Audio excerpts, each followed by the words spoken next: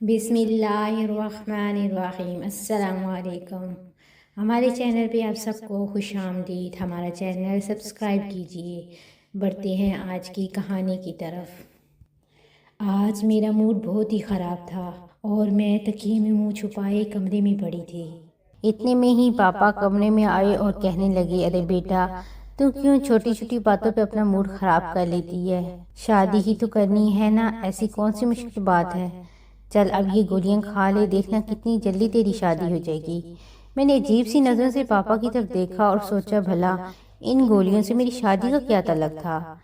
بابا نے مجھے زبردستی اٹھا کر بٹھایا اور کہنے لگے، اتنا سوچنے کی کیا ضرورت ہے، میں باپ ہوں تیرا اور جو بھی کروں گا تیرے بھلے کے لیے کروں گا۔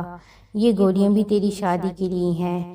بابا کی بات میرے سر کے اوپر سے جا رہی تھی، لیکن بابا کے آگے میری چلتی کہاں تھی، اس لیے میں نے چپ چاپ وہ گولیاں کھا لیں۔ میں نے بابا سے پوچھا کہ یہ کس چیز کی گولیاں ہیں اور اب کہاں سے لائے ہیں، تو بابا نے میری باتوں کا جواب دینے کی بجائے مجھے اپنی پچھلی زندگی کی قصے کہانیاں سنانے شروع کر دیے۔ میں بہت دھیان سے بابا کی باتیں سن رہی تھی۔ پتہ نہیں میری قسمت میں کیا لکھا تھا جو میں 35 سال کی عمر میں بھی اپنے باپ کی چوکھٹ پر کمواری بیٹھی ہوئی تھی، جبکہ میری عمر کی ساری لڑکیاں اب تک 2-4 بچوں کی ماں بن چکی تھیں۔ میں تو کسی کی شادی میں بھی جاتی تو ایک کونے میں چھپ کر بیٹھ جایا کرتی تھی، کیونکہ لوگوں کی چبھتی نظریں اور سوال مجھے ایک پل کے لیے بھی چین کی سانس نہیں لینے دیتے تھے۔ اب تک نہ جانے کتنے لوگ میرا رشتہ لے کر ہمارے گھر آئے تھے، لیکن جانے سے پہلے وہ لوگ انکار کرنا نہیں بھولتے تھے۔ جب میں اپنا چہرہ آئینے میں دیکھتی تو اپنے چہرے کا ڈھلتا ہوا نکھار دے کر آنسو بہانے لگتی تھی۔ تب تو میں بابا سے ضد کرنے لگی تھی کہ وہ میرا رشتہ کسی سے بھی کروا دیں۔ میں اب اپنے بابا کے گھر میں نہیں رہنا چاہتی تھی۔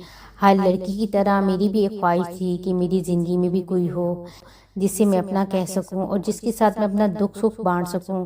میری زندگی میں میرے بوڑھے باپ کے سوا اور کوئی نہیں تھا، اور بہت سی باتیں ایسی ہوتی ہیں جو انسان اپنے ماں باپ سے نہیں بلکہ اپنے جیون ساتھی سے کرنا چاہتا ہے، لیکن شاید میری قسمت میں وہ جیون ساتھی لکھا ہی نہیں گیا تھا۔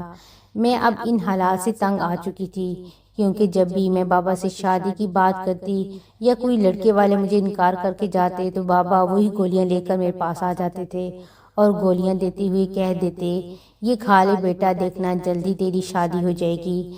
کبھی کبھی تو مجھے لگتا کہ ان کے ساتھ ساتھ بابا کا دماغ بھی خراب ہو گیا ہے، بھلا گولیاں کھانے سے کسی کی شادی کیسے ہو سکتی تھی؟ جب تک بابا خود کسی اچھی جگہ میرے رشتہ نہ کروا دیتے، گولیوں سے کچھ نہیں ہونا تھا۔ میں 5 سال ان گولیوں کے سہارے گزار چکی تھی۔ پھر ایک دن میرے لیے شہر کے ایک بڑے وکیل کا رشتہ آیا، جس کی بیوی کی ایک سڑک حادثے میں موت ہو چکی تھی اور اس کا ایک بیٹا بھی تھا۔ میں زیادہ پڑھی لکھی نہیں تھی اور میری شادی ایک پڑھے لکھے وکیل سے ہو جاتی، اس سے بڑی خوشی کی بات میرے لیے اور کیا ہو سکتی تھی۔ اس لیے میں نے بابا سے کہا کہ مجھے یہ رشتہ منظور ہے، آپ میرا رشتہ یہاں طے کر لیں۔ لیکن بابا نے یہ کہہ کر انکار کر دیا کہ وہ کسی شادی شدہ مرد سے میری شادی بالکل بھی نہیں کریں گے۔ اس دن بابا کی اس بات پر مجھے بے حد غصہ آیا تھا، کیونکہ اب میں کوئی 16-17 سال کی جوان لڑکی تو تھی نہیں جس کے لیے اس کے من پسند کے یا پھر کم والے رشتے آتے۔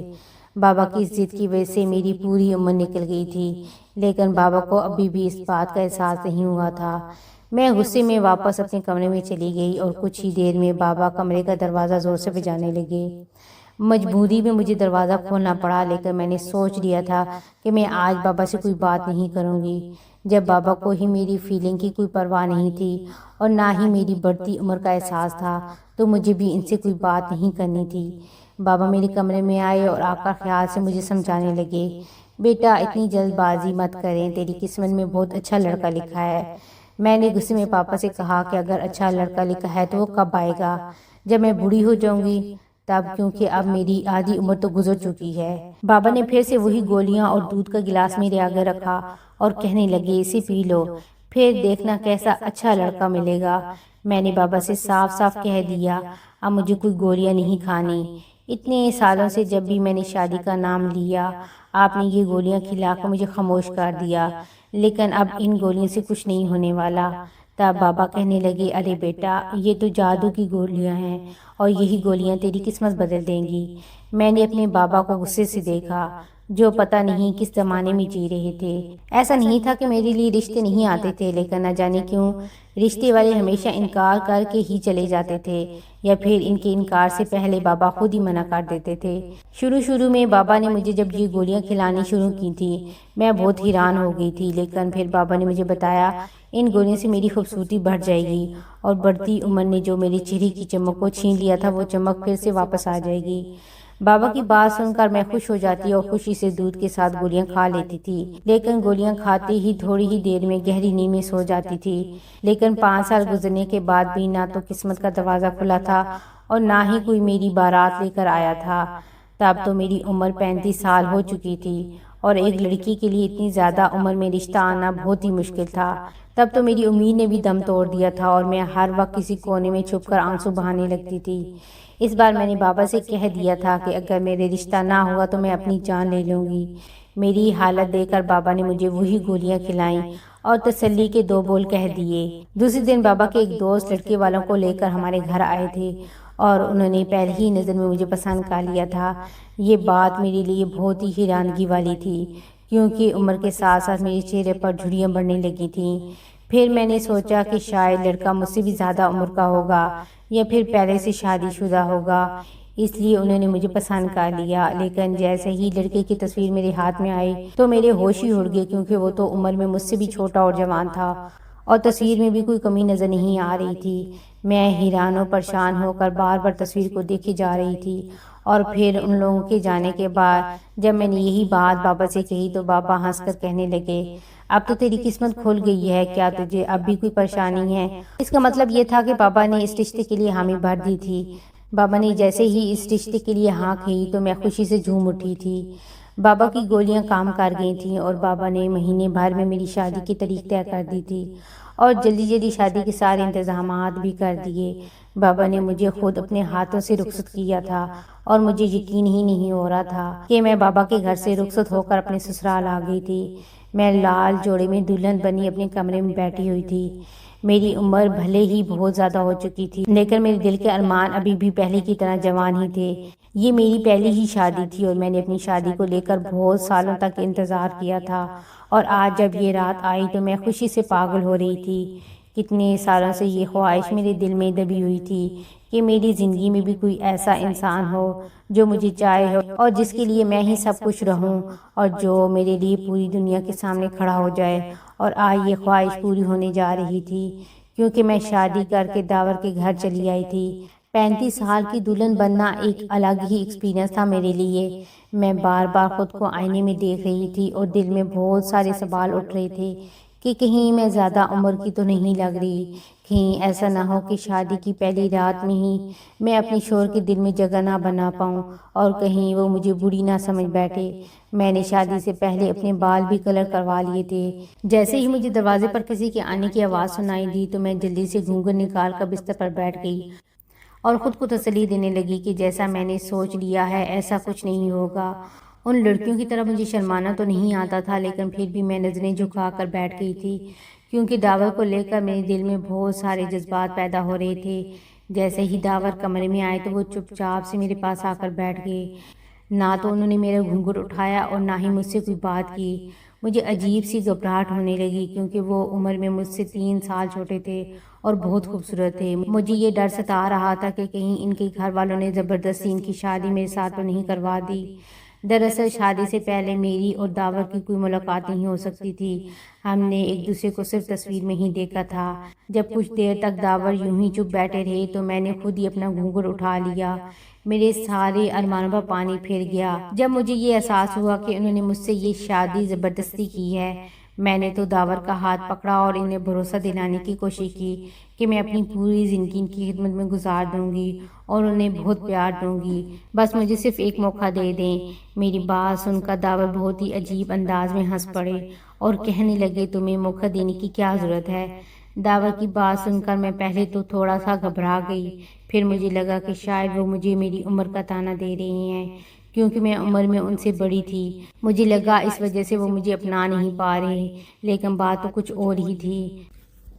پھر داور نے اپنا موبائل نکالا اور سکرین آن کرنے کے بعد جیسے ہی انہوں نے اپنا فون میرے سامنے رکھا، میرے پیروں تلے تو جیسے زمین کھسک گئی، کیونکہ ان کے موبائل اسکرین پر کوئی اور نہیں بلکہ میں ہی تھی، اور جو منظر نظر آ رہا تھا اسے دیکھ کر تو میں تھر تھر کانپنے لگی، یہ سوچ کر کہ میری ایسی تصویر داور کے موبائل میں کس نے کھینچی تھی۔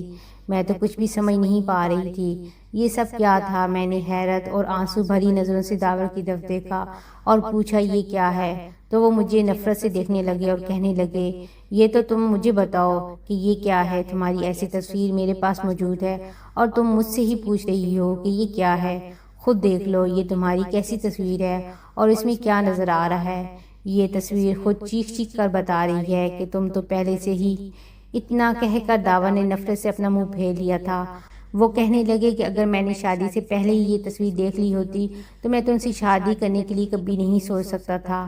میں نے تو یہ سوچ کر تمہیں اپنایا تھا کہ تم ایک معصوم اور سیدھی عورت ہو جس کی ابھی تک شادی نہیں ہوئی۔ میں نے سوچا تھا کہ میں تمہارا سہارا بنوں گا اور ہم ایک ساتھ اچھی زندگی گزاریں گے۔ مجھے کیا معلوم تھا کہ مجھے شادی کی رات ہی تمہاری ایسی تصویر ملے گی جسے دیکھ کر میرے سر پر آسمان گر پڑے گا۔ تصویر کو دیکھتے ہی مجھے پتہ چل گیا تھا کہ تم کیا ہو، اور آج تو تم ایسے گھونگھٹ ڈالے بیٹھی ہو جیسے شرم و حیا تمہارے اندر کوٹ کوٹ کر بھری ہو۔ اگر تم پہلے سے ہی یہ سب کر چکی تھی تو پھر مجھ سے شادی کیوں کی اور خود کو کموارہ دکھانے کا ڈرامہ کیوں کیا؟ داور کے لفظوں نے میرے ہونٹوں کو سی دیا تھا اور میں چپ چاپ ان کے چہرے کو دیکھ رہی تھی۔ بہت کچھ کہنا چاہتی تھی لیکن زبان ساتھ دینے کو تیار نہیں تھی۔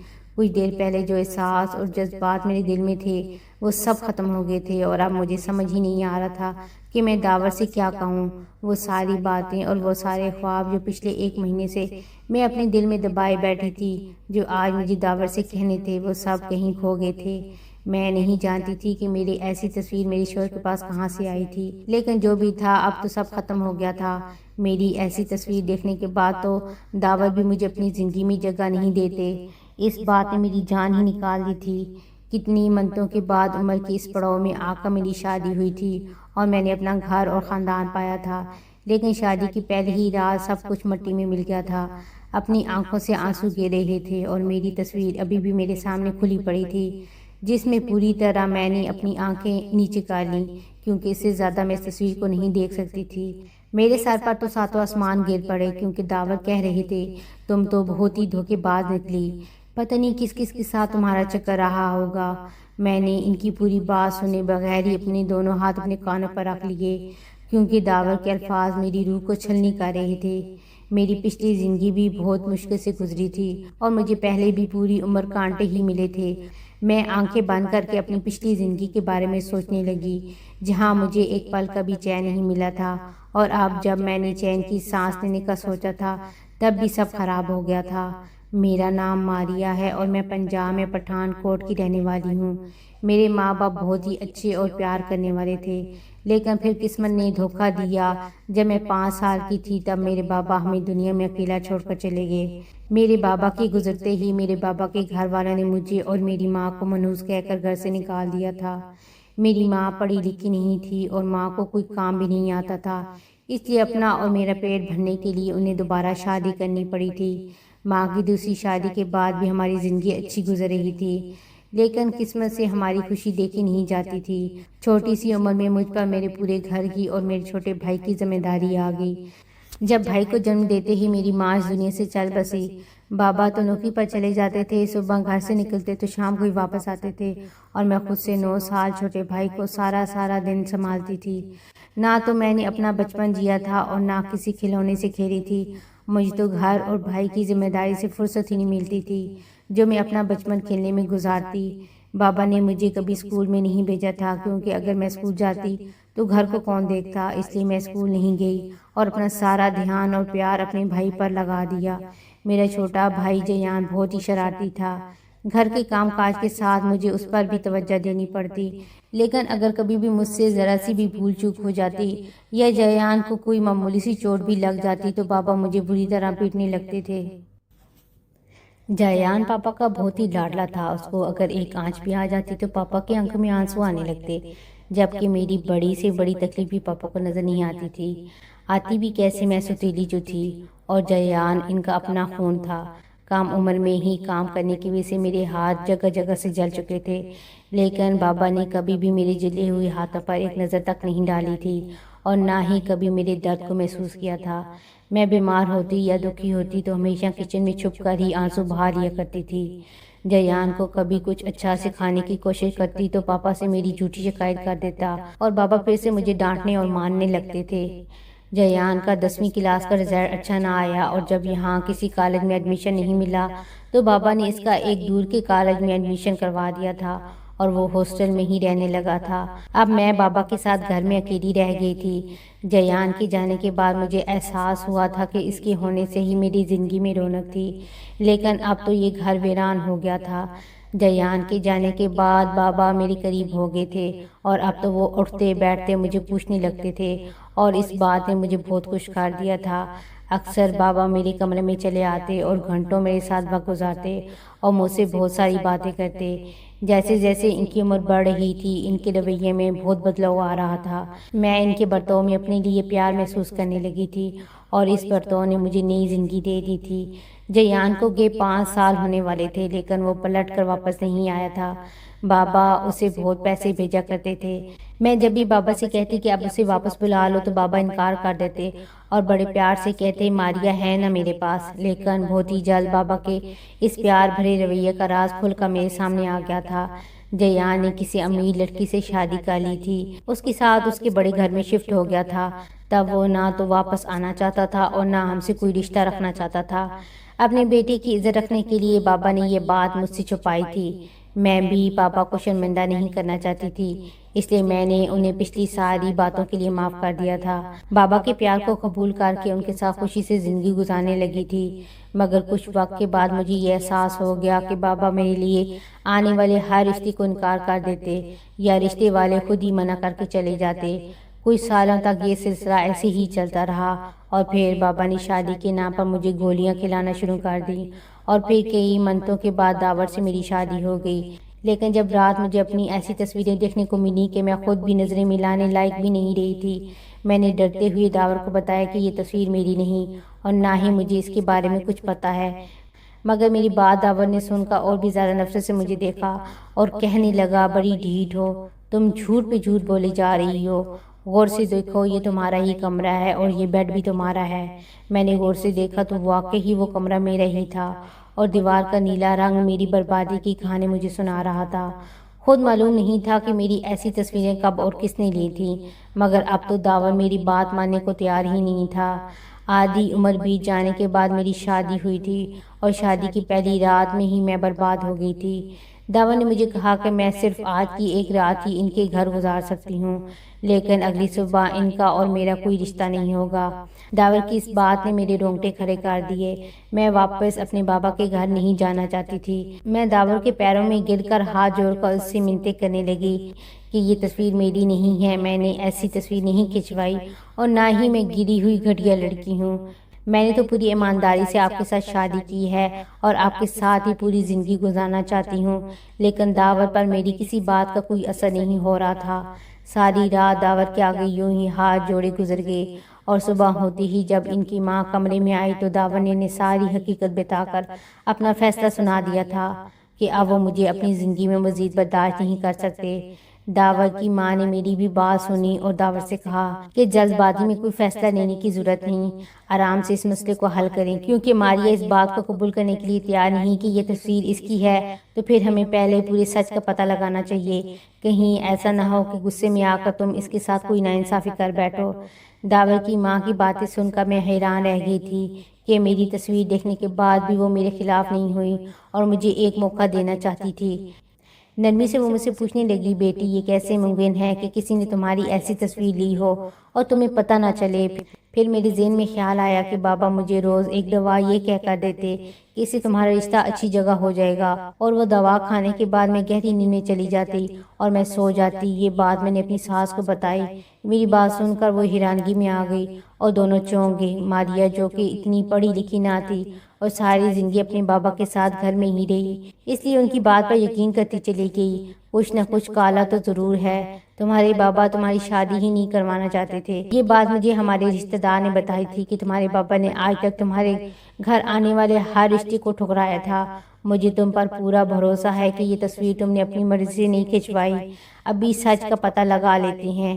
داور نے پہلے تو اس بات کا پتہ لگایا کہ یہ تصویر کہاں سے آئی ہے، اور پھر انہیں پتہ چل گیا کسی اور نے نہیں بلکہ بابا نے ہی انہیں بھیجی ہے۔ اس تصویر میں اپنے ہی کمرے میں اپنے بستر پر تھی کہ ساتھ کوئی مرد تھا۔ میں جس حالت میں بستر پر پڑی تھی وہ دیکھ کر میں شرمندگی سے زمین پر گر پڑی تھی، اور پھر جب داور کو پتہ چلا کہ تصویر میرے بابا نے بھیجی ہے تو انہوں نے میرے بابا کو اپنے گھر بلایا اور ان کے آگے ہی ان سے کہا کہ میں کسی بھی قیمت ماریہ کا ساتھ نہیں چھوڑوں گا، اس لیے بہتر ہے کہ آپ سارا سچ خود ہی بتا دیجئے۔ میرے بابا نے عجیب سی نظروں سے میری طرف دیکھا اور کہنے لگے، میں ماریہ کی شادی نہیں کرنا چاہتا تھا، اس لیے میں نے یہ سب کچھ کیا تھا۔ میں نے جیان کو یہ سوچ کر بہت لاڈ پیار سے بڑا کیا کہ وہ میرے بڑھاپے کا سہارا بنے گا، مگر وہ تو مجھے چھوڑ کر چلا گیا تھا۔ میں اکیلا نہیں رہنا چاہتا تھا، میرا واحد سہارا میری بیٹی تھی، اس لیے میں نے فیصلہ کیا کہ میں کبھی بھی ماریہ کی شادی نہیں کروں گا۔ لیکن پھر شادی کے نام پر جب ماریہ نے خودکشی کرنے کی دھمکی دی تو مجبوراً میں نے اس کی شادی تم سے کروا دی، اسے یہ دکھانے کے لیے کہ میں اس کی شادی کے خلاف نہیں، مگر سچ تو یہ تھا کہ میں کبھی چاہتا ہی نہیں تھا کہ میری بیٹی شادی کر کے اپنے گھر چلی جائے، اس لیے میں نے جان بوجھ کر اس کی ایسی تصویر کھینچی اور تمہیں بھیج دی۔ ماریہ کو میں نیند کی گولیاں کھلا دیا کرتا تھا کیونکہ میری بیٹی میرے رشتے سے انکار پر پریشان اور ٹینشن لیتی تھی۔ ماریہ کو ذہنی سکون کی دوائی یہ بول کر دیتا کہ اس سے تمہارا رشتہ کسی اچھی جگہ ہو جائے گا، اور جب مجھے مجبوراً اس کا رشتہ دینا پڑا تو ایک رات ماریہ سو رہی تھی تو میں نے ایسی تصویر کھینچ لی۔ میں نے سوچا تھا کہ ماریہ کی ایسی تصویریں دیکھ کر تم اسے طلاق دے دو گے، لیکن جب رات بھر انتظار کے بعد ماریہ گھر نہیں لوٹی تو میں جان گیا کہ تم باقی مردوں جیسے نہیں ہو۔ بابا کی باتیں سن کر تو میرے ہوش ہی اڑ گئے تھے۔ انہوں نے صرف اپنے بڑھاپے کو بچانے کے لیے میری شادی نہ کرنے کا فیصلہ کیا تھا، انہیں نہ تو میری خواہشوں کی پرواہ تھی اور نہ ہی میرے جذباتوں کا احساس تھا۔ اگر آج داور کی ماں سمجھداری سے کام نہیں لیتی تو شاید میرا گھر برباد ہو جاتا اور میرے بابا اپنے ارادوں میں کامیاب ہو جاتے۔ داور نے مجھ سے معافی مانگ کر مجھے گلے سے لگا لیا کہ ایک تصویر کی وجہ سے انہوں نے میرے بارے میں بہت غلط سوچ لیا تھا۔ میں اپنی ساس کی زندگی بھر احسان مان رہوں گی جن کی وجہ سے آج میرا گھر ٹوٹنے سے بچ گیا تھا۔ میں نے بابا کو بھی معاف کر دیا تھا کیونکہ وہ جیسے بھی تھے تو میرے بابا نہ، انہوں نے جو بھی کیا تھا بڑھاپے میں اکیلے پن کے ڈر کی وجہ سے کیا تھا۔ آج پہلی بار میری زندگی نے میرے حق میں